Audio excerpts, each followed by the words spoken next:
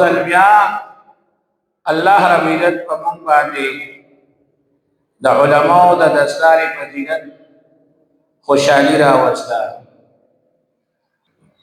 دا یو ډېر لوی سعادت دی د الله رب عزت د طرف نه، یو لوی نعمت دی چې په نن سبا دور کې د فتنې په دې دور کې د چا بچی حافظ شي، عالم شي، قرآن خوان شي، مفتی شي، دین غټ نعمت په دنیا کې بل نشته. لکه نبی علیہ الصلوۃ والسلام فرمایي چې تاسو دوه کسانو ته که خفه کېږئ او پس کېږئ ورته نو خفه شئ ورته، بل چاته مه خفه کېږئ، بل چاته مه پس کېږئ. یو هغه کس چې الله رب عزت ورله مال ورکړی وي او هغه په لپو لپو د الله په لار کې، د الله په دین کې، د الله د رضا دپاره غریبانانو له ورکوي، یو اړخته، بل اړخته، ګس اړخته، ښي اړخته، نو دته خفه شي، دته دا ډېر لوی نعمت دی الله ورکړی. دویم هغه کس چې نبی علیہ الصلوۃ والسلام فرمایلی دي چې تاسو هغه ته خفه شئ او پس کېږئ ورته، نو هغه د قرآن پاک عالم دی چې الله ولا قرآن او علم ورکړی دی او هغه د شپې او د ورځې د هغې درس و تدریس کوي یا تلاوت کوي، نو دا یو لوی نعمت دی. نو واقعي ده چې د سره داسې نعمت دی چې سړي ورته خفه شي نو په حقه به خفه وي. اوس تاسو وګورئ موږ په دنیا کې چا ته خفه کېږو چې چا سره ډېر دولت وي، چا سره ډېر جایداد، کم سړی په غټ ګاډي کې ګرځي، نو موږ ورته پس کېږو او موږ ورته خفه کېږو. نبی علیہ الصلوۃ والسلام دغه ټول مسترد کړي دي، دا دوی سره هېڅ نعمت نشته. نعمتونه د قلب دي چې چاله الله مال ورکړي او دی د الله په لار کې لګوي، دی د الله په مېلمنو باندې لګوي یا نه دی په نیکۍ کې لګوي، بس دا دته خفګان پکار دی او دته پس کېدل پکار دي او د الله نه دا غوښتل پکار دي چې الله مال هم دغسې مال راکړي چې زه هم دغسې د الله په لار کې خرڅ کړم. نو دا نن چې کوم خوشحالي په موږ باندې الله رب عزت راوستې ده، دا د دغه حدیث موافق پیتا پس کېدل پکار دي چې د مختلفو علاقو طالب علمان راغلي وو، دلته یې موږ سره 8 کاله تېر کړل او اوس به د جمعې لمونځ نه بس هغې ته دستاربندي کېږي. نو دا یو ډېر لوی سعادت دی، خوشبختي ده، نیکبختي ده، خو چې څوک په دې پوهېږي او چې کوم سړی نه پوهېږي نو هغه خو پخوا یو کمقل سړی تېر شو، هغه ته به شیخچني وي، شیخچني. هغه له ترور سونه ورکړه چې دا په بازار کې خرڅه کړه. نو هغه چې روان شو په لاره کې ورته یو ډک او کپ ورسره میلاو شو چې پوه شو چې دا خو کمقل سړی راچه دوکې کړه. نو ورسره په لاره په خبرو شو، ورته یې دا سري وي، یاره دا سره دي ترور مې راکړي چې دا خرڅ کړه. ده ورته له جیب نه رګوړې چکې راوښتلې وي، ته دا وڅکه. نو هغه رګوړې چکې چې هغه ژبه پرې راغلې نو هغه ډېره خوږه وه. بیا ورته یې دا سره زره وڅکه، نو چې هغه په ژبه راغلي دي نو په سرو زرو کې خو ذایقه دي. نو هغه ورته یې څنګه دي؟ وي دا خو پیکرې دي کې خو هېڅ ذایقه نشته. نو هغه ګڼکپ او ټک ورته وي دا پیکه راکړه او دا خواږه واله. دی ډېر زیات خوشحاله شو، د ګوړې چکې یې واخېسته او د سرو هغه دغې چې کوم دی دا څه دا ورکړه او کور ته خوشحاله راغی. ترور ته وایي چې په ډېر لوی شي او په ډېر قیمت مې دله خرڅه کړه وي په سرې خرڅه کړه د ګوړې چکې ورته وښوده هغې په ځان را باندې چې دا څنګه سودا تا وکړه د ګوړې چکې یې واخېسته او سونه یې چې کوم ده دا ورکړه نو نن سبا مونږ ټولو نه همدغه شیرچیلیان جوړ شي د ګوړې په چکې باندې مونږ سونه ورکوو د ګوړې په چکې باندې مونږ څه کوو سونه ورکوو د دنیا مثال د ګوړې د چکې او د دین مثال د سونې دی تاسو وګورئ ټول خلک د دغې ګوړې چکې پسې لګېدلي دي او که نه او هغه سونه چې دي هغه پرېښودو ته تیار دي او که نه نو مونږ چې دا لطیفه ګورو مونږ وخاندو مونږ لکې وایي دا شیرچینې خو ډېر بې وقفه خو که سوچ وکړو نو مونږ ټول دغه شیرچینیان مونږ غټه سودا پرېږدو غټه سودا ورکوو او وړه سودا چې کوم ده دا څه کوو دا اخلو چې هېڅ قیمت یې نه وي حالانکه ټولو ته پته ده هغه غریب خو نه پوهېده هغه د ګوړې په چکې او په سونې په اهمیت نه پوهېده مونږ ښه پوهېږو او د هغې باوجود مونږ څه کوو کم قیمته شی اخلو بیش قیمته شی چې کوم ده دا بل نه ورکوو بلکې ضایع کوو یې نو دا نن چې کوم نعمت الله رب عزت زمونږ او ستاسو دې بچو له راکړه نو دا ډېر عظیم نعمت دی په دې باندې خوشحالېدل پکار دي اشرف علي تانوي رحمت الله علیه د ده زوی ته به یو قاري صاحب قرآن ښوده نو هغه قاري صاحب یو ځل یې هغه زوی ته ورله قرآن ختم کړ نو اشرف علي تانوي صاحب رحمت الله علیه ورله په انعام کې 1500 روپۍ ورکړي 1500 روپۍ په هغه وخت کې ډېر شی دی لکه یو سړي ته چې کوم ده نو 15 لکه روپۍ یا 15 کروړه روپۍ ورکړي په انعام کې نو دا ډېر لوی انعام ملیانو قاریانو له دونه انعام څوک ورکوي نو قاري صاحب ډېر بیا خوشحاله شو دا دونه ډېرې پیسې دې رانه راکړې صاحب دا دونه ډېرې پیسې دې راکړې نو هغه ډېر کرېکه مو اشرف علي تانوي صاحب رحمت الله علیه نو هغه ورته قاري صاحب دا پیسې جیب کې واچوه او د نن نه پس زما زوی ته سبق وښایه او ته یې دي ولې وي تا 500 روپو ته ډېرې وي او د قرآن دا لوی نعمت چې زما زوی ته وښوده نو دا یې کم وګڼه د دې نه دا معلومېږي چې ستا په ذهن کې د پیسو اهمیت ډېر دی او د قرآن اهمیت کم دی لهذا دل په داسې سړي باندې خپل بچي ته سبق نه ښیي او ډېر زیات کرېک سړی دغه بزرګانو ته د علماو ته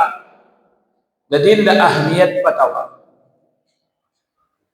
دا ځکه خو الله رب عزت د هغې نومونه په دنیا کې روښانه کړل او ته چې ما نوم واخېسته نو تاسو دا خو نه وي چې دا څوک دی تاسو ټول یې پېژنئ چې اشرف علي تانوي صاحب رحمت الله علیه څوک دی ټول یې پېژنئ حالانکه په انډیا کې یو عالم پاتې شوی دی اوس وفات شوی دی د وفات یې چې کوم دی نو د دنیا کلونه شو او بیا هم تاسو پېژنئ دا د څه برکت دی چې پړه کې د دین قدر و د دنیا اس اهمیت یې په زړه کې نو هغه به په سپینو جامو کې سپینې جامې به هر وخت اچولې او په مخکني جیب کې به د سلو لوټونه چې کوم نه داسې پراتو نو په دې سپینو جامو کې هو پیسې ښکاري نو یو ځل ورته یو کس وی حضرت تاسو په دې سپینو جامو کې دا پیسې هر وخت ته خو دي دا ولې دا تاسو ولې خلکو ته شو کوي چې ما سره پیسې که خیال هم کړی نو کم سړي سره چې پیسې وینا کوشش تا کوي چې چاته پته ونه لګي چې ما سره پیسې او تاسو چې کوم دینو مهامخ د سلو لوټونه سره لوټ هغه وخت ډېر لوی شی و ودا ولې داسې کوي نه هغې ورته وفرمایل چې دا زه د دنیادارو خلکو ته دا ښایم چې په دین کې دنیا هم شته او آخرت هم شته تاسو که په دې نیت خپل بچي دین ته نو وقت کوي چې را دې بسخري نه چې زما دې کې دې لوټونه تا وګورې نه هغه به چوک دا هم مولا طالب سړی له وګوره دونه پیسې دي ورته راشه زوم په خپل باندې دین حاصل کمنو دنیا په مسری او آخرت په مسری تاسو پرې نن سبا حقیقت دی حقیقت دی نن سبا اوس په زمون نه پس دستاربندي شروع کیږي تاسو بیان کوي شیخ الحدیث حضرت مولانا محمد ادریس صاحب دامت برکاتهم العالی دا غسدي د پلار نه کنه ورته سپاتې دي خو صرف دین ورته پاتې دي تاسو وګورئ هغه د څه کمی دي یا تاسو ته بیان کوي د بیبي زمونږه بعد صاحبزاده پیر مفتی گورنر شاه سے تنگی داوی سری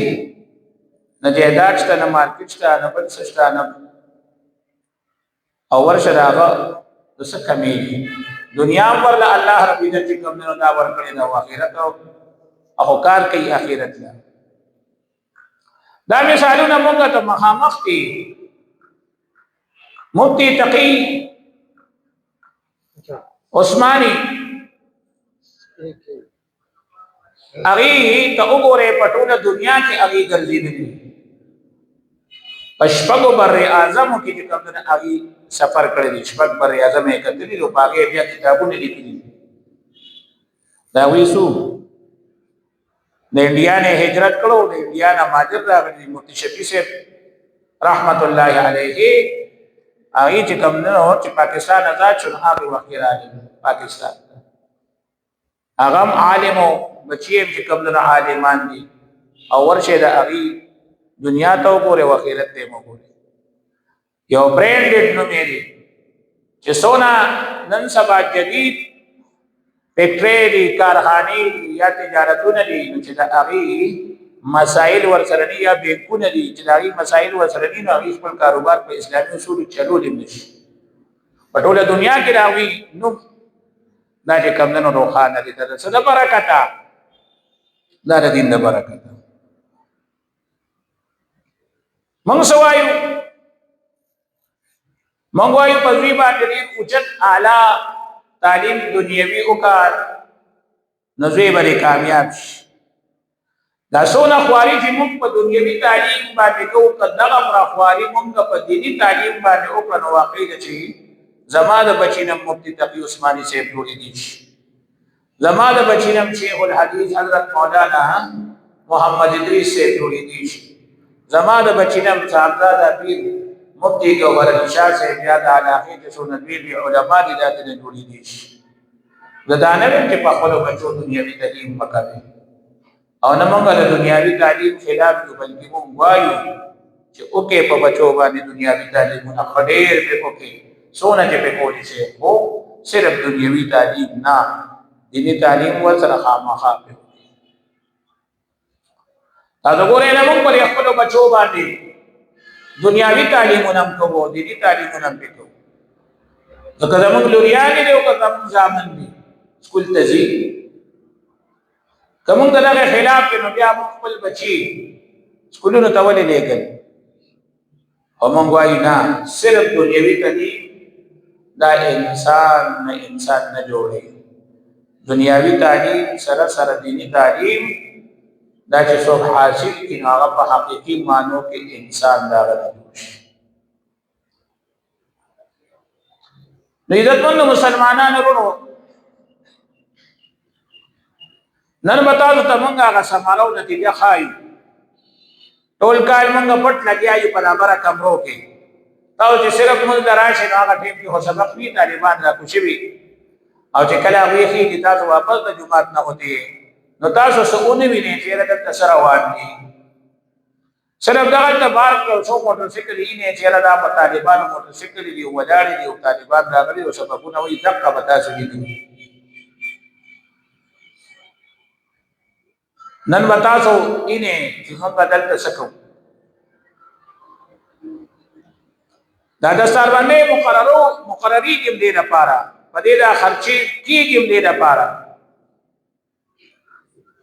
چې دا مونږ نور خلق تیارول غواړو. تاسو ته ګوره دا چې څونه غټې غټې فکټرۍ دي او غټ غټ کارخانه‌دار دي نو دوی مالونه هم تیاري ورسره ټي وي لا ریډیو لا اخبار لا اشتهارات هم ورکوي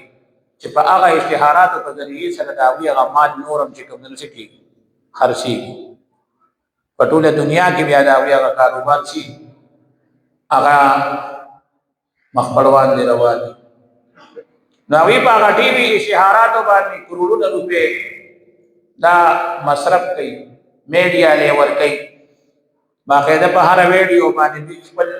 اشتهارات ایډز چلوي او هغه چینلونه چې کوم دنو د لکونو روپۍ چې کوم دنو دا ورکوي صرف او صرف اشتهار لپاره چې زمونږ دا مصنوعات دا خلق وخت کې او خلق یې واخ او مونږ ته منافره شي.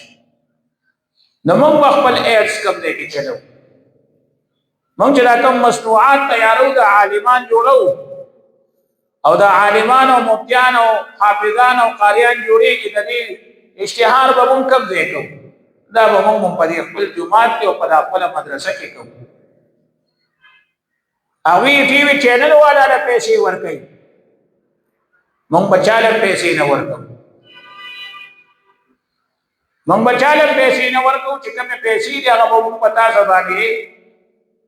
د غټو روجو په څه اهمیت دي. په نن سبا وخت کې غټې روجې څه شي دي؟ هغه پخې کو په هغې باندې یا نورې چا خوړلي او یا نه خوړلي. دنیا راشي بیانونه ووري، علما وګوري، زمونږ هغه کارګزاري وګوري، مطمئن شي، خوشحاله شي، زړه کې یو جذبه یوسي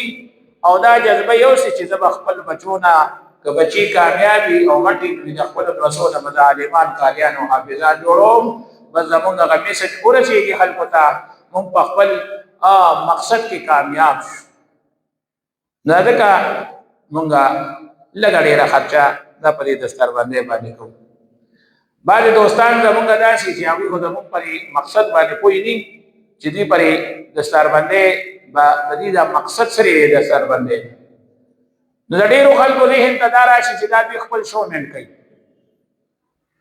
خپل شومین کوي، دا ریاکارۍ کې راځي چې کیني او عالمان په کیمرو باندې چې کوم نه راواخلي او تقریرونه هم راخلي. دا جوړ ریاکاري ده، دا ریاکاري نه ده. زمونږ مقصد دا دی چې دا خو مونږ فارغ کړل، دا کوم علما چې مونږ نه لاړل دا خو مونږ فارغ کړل او نور فرض کرا نه لري. نو خو دا مدرسه وبند شي، دا مدرسه وبند شي، بیا خو مدرسې ته به طالب وونو. نو دا مونږ څه کوو؟ آینده لپاره طالبان تیارو. نو مونږ هغه خپله کارګزاري او خپله ثمره او میوه چې کوم ده نو هغه منځ عام باندې ته کېدو چې دا مونږ دې تیار کړي دي، هغوی له عزت ورکړو، پټکې ورته په سر کړو، په سر ورله لاس کېږدو، خپل شیوخ او استادان راوغواړو، هغوی ورته دعاګانې وکړي او هغوی ورله عزت ورکړي، مونږ ورله انعامونه ورکړو. او دا هر څه مونږ وکړو دې دپاره چې ستا په زړه کې هم دا جذبه راوچته شي او خپل ځای مونږ له راکړي او دقسې عالم دې له جوړ. نو دا زمونږ مدرسه هم روانه شوه، مدرسه هم روانه په روانه پاتې شوه او استاد ویم چې کوم دی نو استاد ته کې جذبه هم راوچته شوه. نو که سبا تا نه مونږ د دین په سمت کې مدد غواړو نو ته راسره ښه په کوله او مټ باندې کې ځکه هغه تا هر څه لیدلي وي، تا هر څه لیدلي وي چې یاره دلته دوی بې څه کوي. که تاسو خیال کړي زمونږ او د عامو دنیادارو خلکو یو فرق دی، خاص کر دا سکولونو والا به نه زه واخلم، دوی له خلک امدادونه ورکوي، بعضې سکولونو والا نه خلک امدادونه ورکوي. نو چې کومې په سټوډنټانو باندې ولګېږي هغه ولګېږي او چې کومې پاتې شي نو هغه د سکول مالک له جیب ته ځي. مونږ له خلک امدادونه راکوي په دې مدرسه کې، چې کومې په مدرسه باندې ولګېږي هغه ولګېږي او چې کومې ولګېږي هغه دې جیب له نه راځي، پرتې وي. د مدرسې په نورو ضروریاتو کې استعمالېږي، هغه مونږ په ځان حرامې ګڼو او دیم حرامې. هغه کې 1 روپۍ مونږ نشو استعمالول 1 روپۍ کدا روپۍ ما استعمالول شي نو دا باندې کرے په کور کې اوسېدم ها اوس په غټه باندې د جمعات نه غټه ولاړه دا باندې کرے کور کې نو اوسېدم ولې دا پیسې په ځان باندې حرامې ګڼل دا د مدرسې پیسې دي دا د جمعات پیسې دي دا د مدرسې او د جمعات په ضرورت باندې لګي دا بزم لګو مودمانه پس په دما په چیم ان شاء الله چې کوم نو دا شي بلکې आवाज زنه چې سونه مدارس تاسو راځي د ټولو همدغه طریقه ده چې سونه پیسې راځي دا یا په مدرسې لګي او کپاتې شنو مدرسې امور ته چې کوم نه دا پردي وي تم لیکي د مدرسې هر وخت هم چغې بشوای چې بل پرولون علم چغه او کفرس ته تیرو نبی رولون علم چغه او کفرس ته شمر رولون علم چغه نو دا خنخ کاری چې غټه خبره راځي او هغه کې موږ आवाज وکړو بیا هم سمانا لري اوس کفرس کا وړو خبرو له موږ چې وونو موږ هم ستو مانه شو دا مدرسه چلولو دا جمعه چلول مراته ګران شو تاسو هم ستو مانه شو د دې وجه نه موږ په خاص مقامات تاسو ته اپیل کوو لکه دا دستار باندې نو پدې کړي رو خلق الحمدلله ثم الحمدلله چې موږ خبره چانه دا ورولي ډیرو خلکو موږ سره پدې کې امدادونه وکړي زموږ طالب علمان او خپل عام خلکو عام ورولو چې کوم نه تاسو وکړي دا په یوازې نه کې